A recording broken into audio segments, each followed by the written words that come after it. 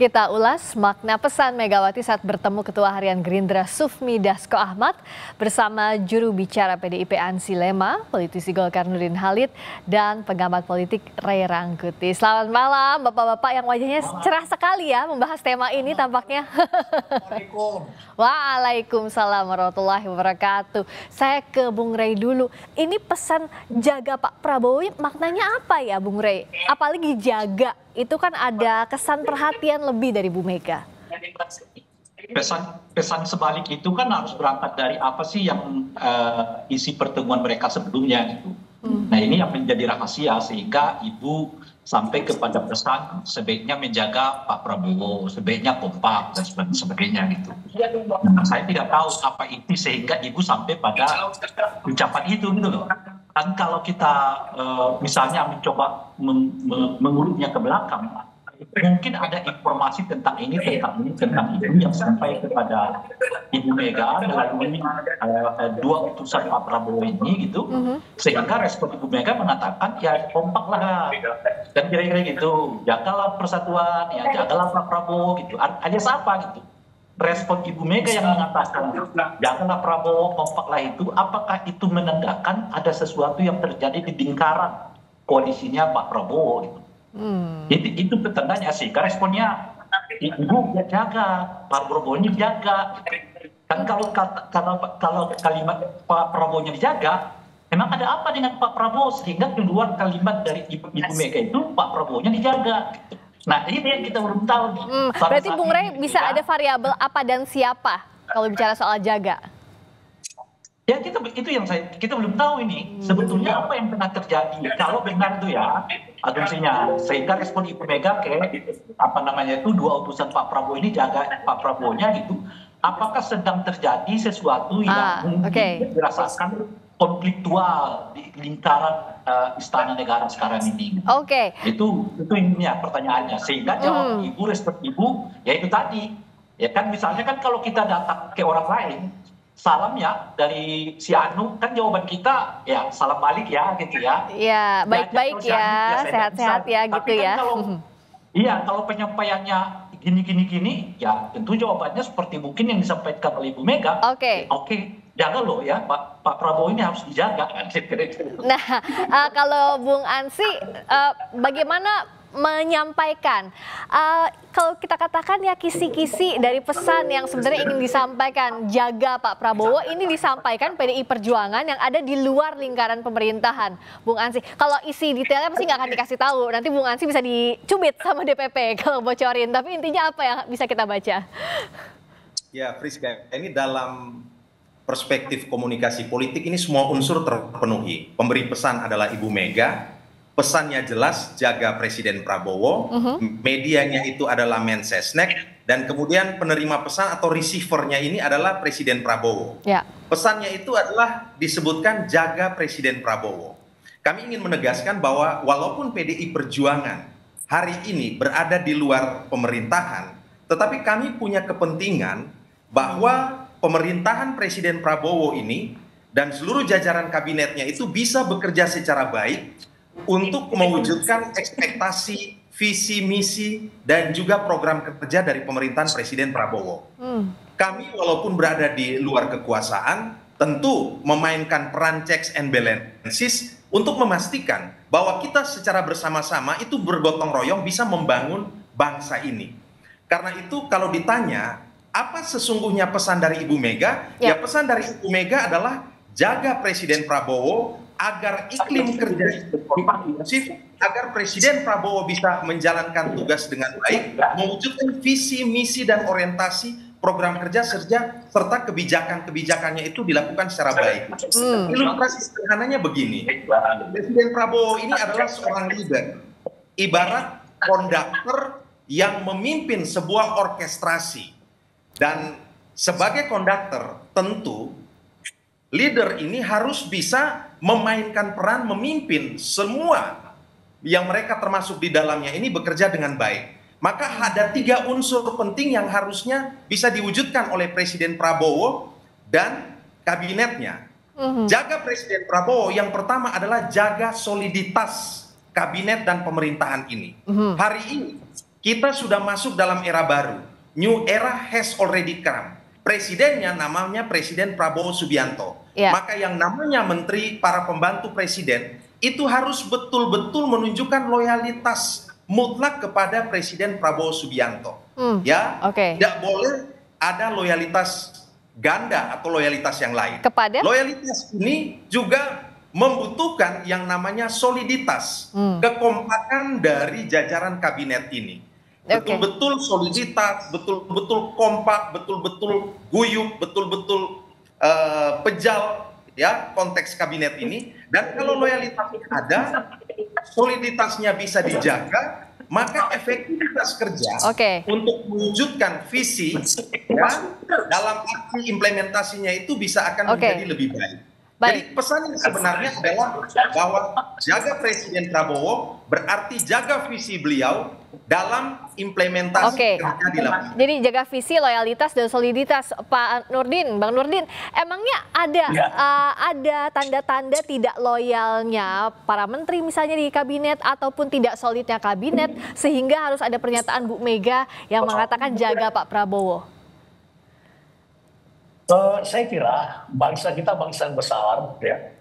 Kita menghadapi berbagai tantangan, baik tantangan dalam negeri maupun tantangan di luar. Maka persatuan dan kesesuaian itu adalah salah satu faktor kunci dalam proses berbangsa, bernegara, masyarakat.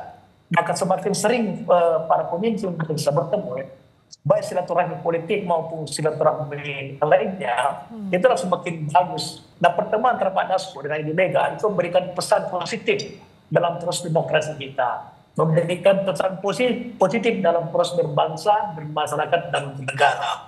Apapun isi pertemuan itu pesan positif bagi kita melihat daripada pemimpin bangsa seringkali melakukan pertemuan, baik secara pribadi maupun secara politis. Nah, apalagi kalau dikatakan bahwa pertemuan antara Pak Dasko dan Ibu Mega sebagai tindak lanjut pertemuan Pak Prabowo dengan Ibu Mega. Ibu Mega adalah seorang negarawan yang tentu memberikan pesan khusus tadi. Kita jangan memberikan makna dalam pengertian negatif, dalam positif. Menjaga Pak Prabowo dalam konteks untuk beliau dijaga dalam proses kepemimpinannya agar bisa menjalankan programnya, misi-misinya, khususnya atas kita. Sehingga menurut saya pesan Ibu Mega yang seharusnya saya lakukan adalah pesan yang sangat positif dalam proses kita berdemokrasi, dalam proses kita menjalankan seluruh proses ketatanegaraan. Maka itu menurut saya juga salah satu pencerahan demokrasi. Apalagi Pak Prabowo sering memberikan pesan bahwa kita boleh berbeda tapi jangan menciptakan perpecahan. Boleh kita berbeda tapi jangan menciptakan kekerabatan. Boleh kita berpecah tapi persatuan yang kita harus dan segala kepentingan, baik kepentingan Tuhan, kepentingan golongan, kepentingan negara bangsa di atas dan segala. Itu sering dipesankan oleh Prabowo. Maka makna positif dari pesan Ibu Mega adalah kita menjawab Pak Prabowo dalam konteks untuk agar beliau bisa secara fleksibel ya sesuai dengan ketatanegaraan menjalankan visi-misinya, cita-citanya dengan baik, sehingga bangsa kita tantangan semakin berat tapi kita bisa mengatasi berbagai tantangan itu karena persatuan dan kesatuan. Kalau nampaknya Bung Rey senyumnya manis sekali. Bagaimana memaknai tadi? Ini makna positif untuk Pak Prabowo menjalankan visinya. Tapi tadi juga pernyataan Bung Ansy dari PDIP yang mengatakan bahwa jangan ada loyalitas ganda dan harus solid di dalam. Bagaimana membaca ini? Jadi sebetulnya pernyataan Bung Ansy itu memberi sedikit clue lah ya tentang apa yang terjadi di dalam perbincangan antara Ibu Mega dengan dua utusan Pak Prabowo. Apa itu clue? Arah mana, Bang Rey? Kalau Bang Rey kan boleh bebas ngomong, kalau Bung Ansy masih ditahan-tahan nih, nggak boleh dibocorin. Kalau Bang Rey membacanya gimana? Nah, pertanyaannya, emang sekarang ini di antara internal Kim itu, apakah sepenuhnya tidak loyal kepada Pak Prabowo atau masih ada yang loyal ke masa lalu misalnya dan sebagainya? Itu kan pertanyaannya. Nah, yang kedua mungkin ya karena akhir-akhir ini kita mendengar kemungkinan akan ada reshuffle. Apakah dalam reshuffle ini ada mungkin ya pihak yang merasa dirugikan, merasa dipinggirkan, sehingga katakanlah melakukan semacam manuver-manuver politik gitu ya. Nah, isu yang lain itu adalah terkait dengan permintaan purnawirawan TNI untuk memakzulkan wakil presiden dalam ini lagi berat. Nah, yang menarik dari peristiwa ini kan hingga hari ini misalnya kita belum pernah mendengar pernyataan resmi atau personal dari orang-orang Gerindra yang menolak rencana ini gitu. Dua partai sudah kita dengar menolaknya. Misalnya Golkar dengan tegas menyatakan menolak, kan Nasdem menyatakan menolak. Tapi Gerindra yang berpasangan dengan Gibran belum memiliki sikap yang terbuka. Apakah mereka menolak rencana pemakzulan itu atau tidak? Nah, jadi kalau kita lihat ruang lingkup yang seperti ini, nah itu yang kita sebut mungkin ada sedikit gejolak di internal apa namanya itu ya, koalisi Kim gitu, yang disampaikan kepada Ibu Mega, lalu Ibu Mega menyampaikan, merespon mungkin cerita itu dengan mengatakan jaga Pak Prabowo. Jaga Pak Prabowo itu justru kan tidak disampaikan Ibu Mega ke internal PDI gitu. Justru disampaikan kepada utusan apa namanya ya, utusan dari Pak Prabowo, kan aneh.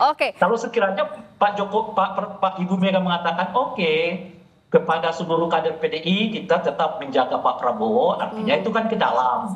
Ini justru bertanya kepada orang yang datang ya kan ke Ibu Mega yang membawa pesan dari Pak Prabowo. Respon baliknya adalah jaga Pak Prabowo. Jadi jaga itu ditujukan kepada internal di dalam Pak Prabowo, bukan orang di luar gitu loh. Apa iya Bung Ansy begitu? Cukup luas juga konteks yang dijelaskan oleh Bung Rey. Apakah memang seluas itu juga pesannya Bu Mega untuk Pak Prabowo? Ya, pesan itu kan berangkat dari perhatian dan kepedulian. Kami juga melihat bahwa Presiden Prabowo ini harus betul-betul bekerja dan berhasil dalam memimpin kabinetnya. Maka itu kabinet yang bisa bekerja efektif itu kan dasar yang paling utama itu kan betul-betul harus menunjukkan loyalitas kepada Presiden. Loyalitas dalam visi, dan juga dalam aksi implementasi. Kan begitu. Artinya para pembantu Presiden, para menteri yang sudah disumpah itu juga harus bekerja betul-betul berdasarkan visi, misi, arah dan orientasi kerja dari Presiden Prabowo Subianto. Karena apa? Karena ini merupakan modal dasar, modal yang utama.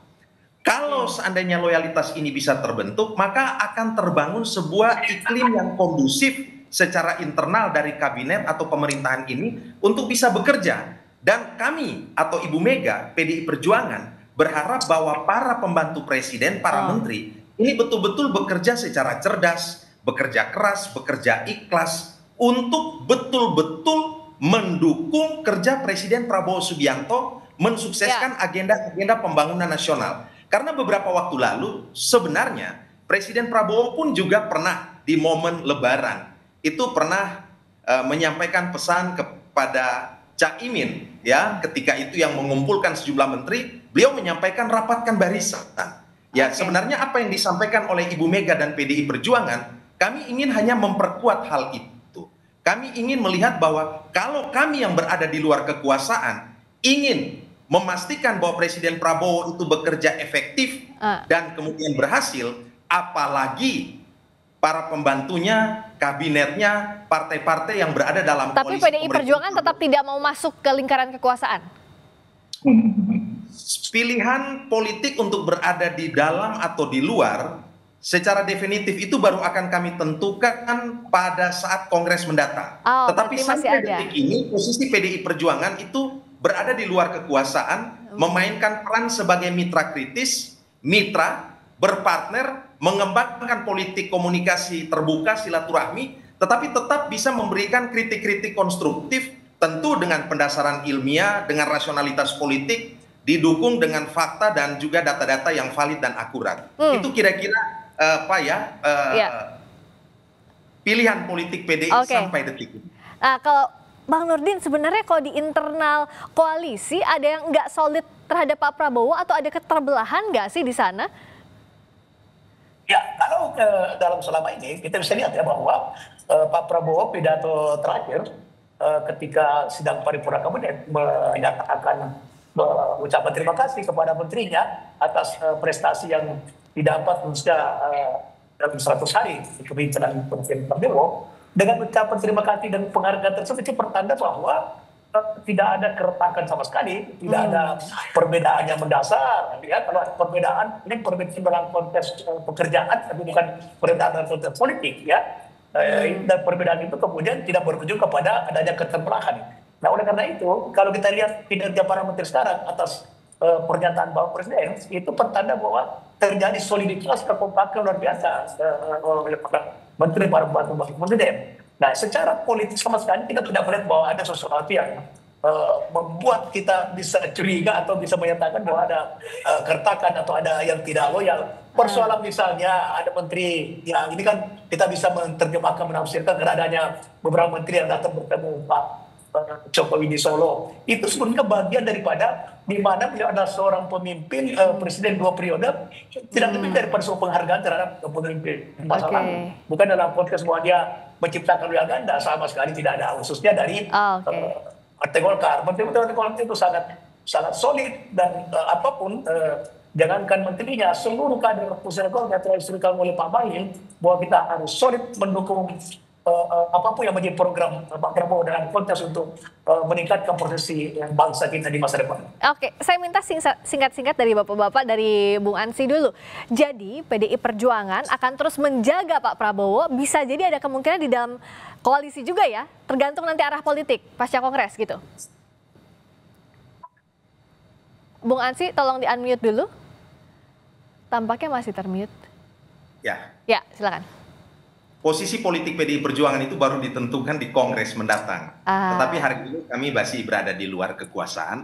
Yang kedua yang ingin saya tegaskan bahwa apa yang ditunjukkan dalam komunikasi politik beberapa kali antara Presiden Prabowo Subianto dan juga Ibu Megawati Soekarno Putri itu sebagai suatu bentuk teladan kesejukan dalam politik. Kedua tokoh ini sebenarnya merupakan sosok solidarity maker di tingkat elit yang mendorong agar walaupun ada perbedaan itu bisa terus dikomunikasikan secara baik agar tidak terjadi fragmentasi atau pembelahan sosial di tengah masyarakat.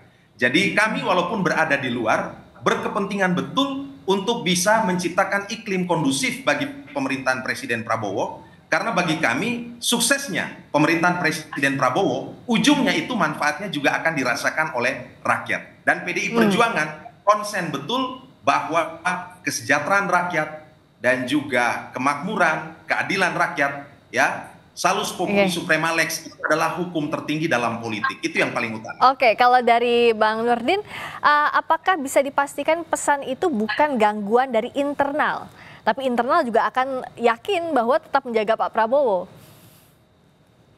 Singkat saja. Saya kira tidak seperti itu ya.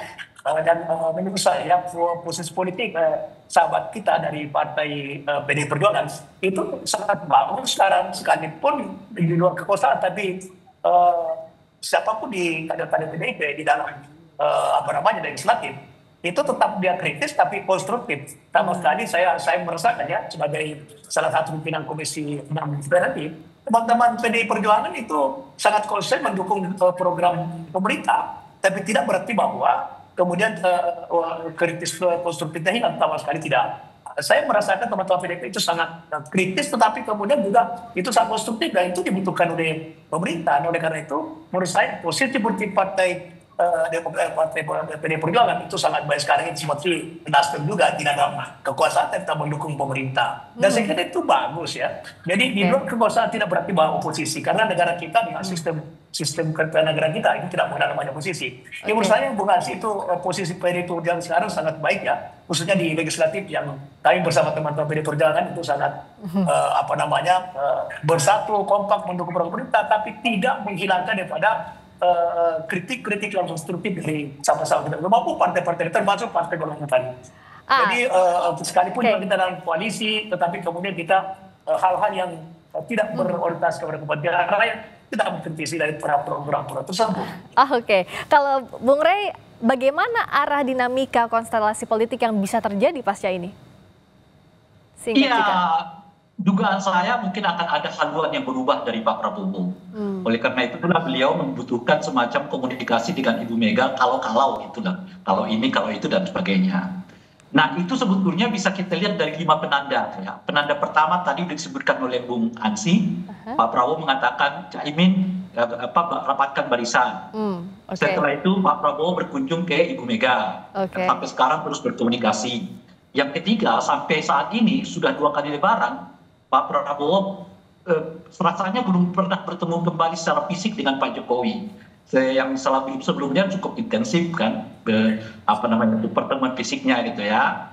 Nah, yang keempat itu pernyataan Ibu Mega ini yang menyebut bahwa jaga Pak Jokowi gitu ya. Yang kelima, jaga Pak Prabowo. Jaga Prabowo gitu ya. Yang kelima ada penanda yang lain itu adalah ketika Pak Prabowo pidato mengatakan saya ini presiden loh, presiden. Nah, kayaknya ada haluan yang akan berubah di masa yang akan datang yang membutuhkan support dari banyak kelompok politik yang boleh jadi di lingkungan internalnya ya tidak terlalu direspon dengan positif gitu. Apakah arah angin akan mengubah haluan politik kapal besar yang ada di bawah naungan nakoda Pak Prabowo? Kita amati sama-sama, kita tunggu kode-kode politik berikutnya. Terima kasih Bung Ansi Lema, juru bicara PDIP. Terima kasih Bang Nurdin Halid, politisi Golkar. Terima kasih Abang Ray Rangkuti, pengamat politik. Terima kasih, selamat malam. Berikutnya, saudara.